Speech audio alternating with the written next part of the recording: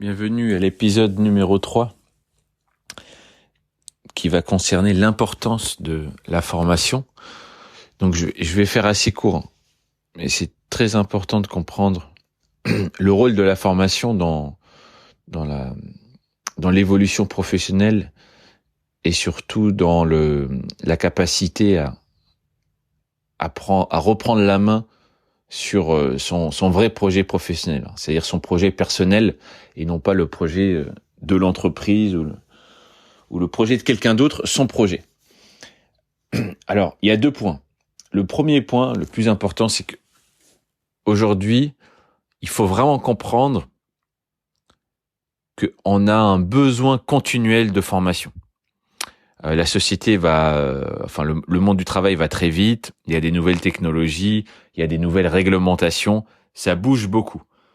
D'accord ? Donc, celui qui a du mal aujourd'hui à accepter le fait qu'il faut apprendre quasiment tout le temps de nouvelles choses, s'intéresser, il faut être curieux, il faut évoluer, il va avoir beaucoup de mal. D'accord ? Et encore plus dans les années qui vont venir. Il y a un vrai sujet sur la flexibilité et la capacité d'apprentissage et de se renouveler. Et ça va ne faire qu'augmenter. D'accord ? Celui aujourd'hui qui veut être pépère dans son travail, qui se dit, moi c'est bon, je me suis cassé la tête à apprendre un métier, je veux plus bouger, il va avoir de très graves problèmes parce que aucun métier n'est à l'abri. D'accord ? Vous êtes plombier aujourd'hui, demain, la manière de faire la plomberie, ça va pas changer fondamentalement, encore que, mais je pense pas. Par contre, la manière d'évoluer en tant que plombier, ça change radicalement. Aujourd'hui, un plombier indépendant qui est pas capable de comprendre comment faire du commercial, comment utiliser le numérique, comment se former sur la fiscalité, la gestion d'entreprise, la trésorerie, etc., il va avoir de gros problèmes. D'accord ? Donc soit il est dépendant de quelqu'un, et c'est au bon vouloir, que quelqu'un il fait n'importe quoi, il vous dit, ou vous avez un comptable qui vous dit vous êtes d'accord, vous comprenez même pas ce qu'il vous raconte, vous dites oui, c'est vous qui signez les papiers, c'est pas le comptable qui prend le risque, c'est vous. Donc quand on ne maîtrise rien, on prend un risque énorme. Donc c'est impossible. Aucun métier aujourd'hui, vous avez bien vu les chauffeurs de taxi, ils se croyaient à l'abri pendant des années, ils se sont pas renouvelés, ils ont pas de même cette connexion avec le client, les clients étaient insatisfaits, les chauffeurs taxi avaient mauvaise presse, en général, pas tous, mais en général, et puis que dès que quelqu'un est venu dire attendez, moi je vais proposer, il y a une faille, je vais proposer quelque chose d'un peu plus technologique, de rapide, de moins cher, ça a explosé. Et c'est pas parce qu'on se dit non, je suis contre que c'est que ça va bloquer les autres. D'accord ? Donc aucun métier est à l'abri que demain il y a un changement profond et que vous allez devoir modifier complètement votre vision du métier, votre vision du client, votre vision des partenariats, etc. Donc, ce qui va être un avantage énorme, c'est si vous êtes déjà dans le bain, vous vous intéressez aux tendances, vous avez cette capacité d'apprentissage, vous vous intéressez à ce qui se passe, vous voyez les tendances venir, vous lisez des bouquins, vous rencontrez des gens, vous êtes ouvert sur ce qui est en train de tourner dans votre secteur d'activité, vous n'allez pas être surpris. Mais le problème, c'est que beaucoup de gens se forment une fois à quelque chose, apprennent une fois un métier et ne bougent plus. Et c'est les premiers, en temps de crise, en temps d'évolution rapide de la société comme on est en train de le vivre, c'est les premiers frappés. Parce que c'est eux, ils vont rien comprendre. Et déjà, ils sont contre. D'accord ? Il faut jamais être contre. Apprendre, modifier, améliorer. Ça fait partie de la vie. D'accord ? Ça fait partie de la vie. On est tout le temps en train d'essayer de voir ce qu'on peut faire mieux.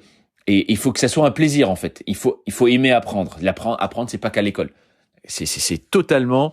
Ça, c'est vous n'allez pas évoluer et vous allez être toujours dépendant des autres et vous allez être à la traîne. Donc, premier point, dans la vie professionnelle, quel que soit votre métier, vous devez vous former continuellement et vous devez progresser. Ça, c'est très important. Deuxième point, sur notre sujet, reprendre sa vie professionnelle en main. La formation, commencer une formation, quelle qu'elle soit, c'est le meilleur moyen et le moyen le plus facile de passer à l'action et d'aller vers une nouvelle direction. Moi, c'est ce qui s'est passé sur mon projet. Je savais pas trop par où commencer. Je savais juste que j'avais des lacunes. Je travaillais dans la finance et j'avais des lacunes. J'avais pas tous les diplômes. Mais je savais pas exactement si c'est ça, si je voulais continuer encore dans 10 ans dans la finance, etc., etc. Donc pendant un temps, je me suis bloqué parce que je me suis dit c'est pas ça que je veux faire. Et finalement, ça sert à rien. Au bout d'un moment, c'est simple. Prenez une décision rapide. Mettez-vous dans le bain. Et moi, c'est ce que j'ai fait à un moment. Je suis allé voir ma boîte. Il y avait une opportunité de faire un certificat en finance d'entreprise. Ça durait à peu près 6 mois. J'ai dit, allez, je le fais. C'était à distance. Donc, je devais travailler le soir sur mon temps libre, mon temps personnel. D'accord? Il y a beaucoup de gens qui sont trop précieux pour prendre leur temps libre pour apprendre, pour passer une certification, pour passer une formation. C'est une erreur fatale. C'est une erreur fatale. Si votre temps libre, vous avez mieux à faire que consacrer quelques mois à une formation, vous allez jamais aller loin. Je vous le dis, excusez-moi d'être direct, vous allez pas loin. Parce que si c'est passer 2-3 heures à regarder la télé ou des vidéos par jour, ça, il n'y a pas de problème. Ça fait 10 ans que vous faites ça, ça vous pose aucun problème. Passer une demi-heure ou 1 heure par jour sur quelque chose qui va vous apporter, qui va vous faire aller de l'avant et qui va vous donner vraiment des résultats, vous n'êtes pas capable de le faire. Non, là, il faut vraiment arrêter ça. Cette mentalité de canapé, hein, ça, vous savez où on finit nulle part avec ça. Donc, il faut absolument se reprendre en main et commencer avec une formation. C'est le truc le plus simple. Même si cette formation, ça va pas changer votre vie, ça va vous remettre dans le bain. Ça va vous créer un dynamisme. Vous allez peut-être rencontrer des gens, vous allez apprendre des nouvelles notions et ça va mettre en route votre plan. Donc, mon conseil, c'est arrêtez de trop réfléchir. Au bout d'un moment, on dit, tiens, ça a l'air intéressant. Et si c'est intéressant et si j'apprends des choses, ça suffit. Et on se lance. On fait sa formation, on la finit, on est sérieux. Et à partir de là, vous allez créer une vraie bascule par rapport à votre vie d'avant, où vous étiez tout le temps dans une routine, où il n'y a rien de nouveau, et vous êtes tout le temps en train de courir derrière ce que vous connaissez déjà.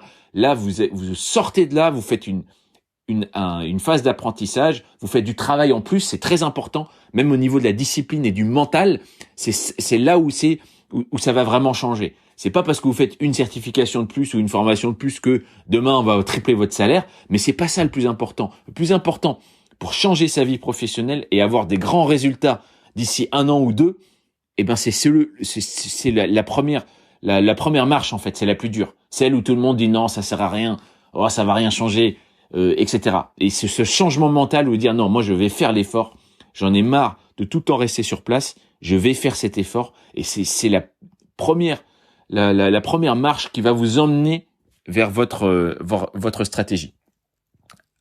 Je vous dis à bientôt pour l'épisode numéro 4.